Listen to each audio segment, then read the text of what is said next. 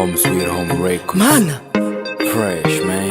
ndaguhaye abantu bawe maze barindishe bya biganza byawe kuko bararushe Mr. Fresh.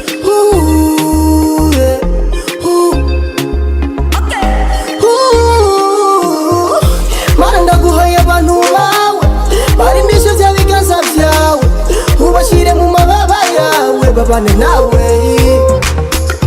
Mana ndaguhaye abantu bawe barindishe bya biganza byawe ubashyire mu mababa yawe babane nawe.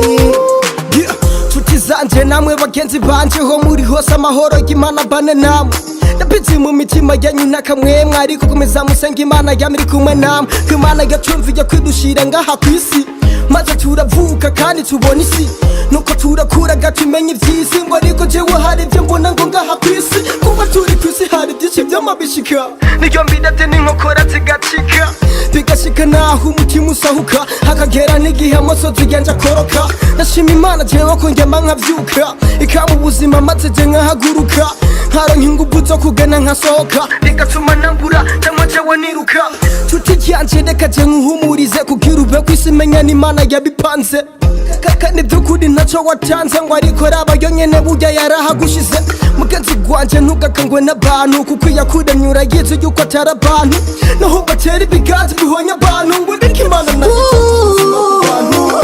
Mana ndaguhaye abantu bawe barindishe bya biganza ubashyire mu mababa yawe babane nawe. Mana ndaguhaye abantu bawe barindishe bya biganza byawe ubashyire mu mababa yawe babane nawe.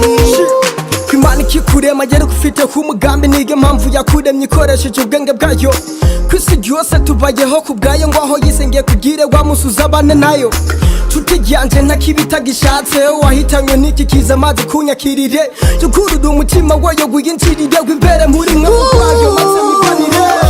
Mana ndaguhaye abantu bawe barindishe bya biganza byawe ubashyire mu mababa yawe babane nawe. Mana ndaguhaye abantu bawe barindishe bya biganza byawe ubashyire mu mababa yawe babane nawe.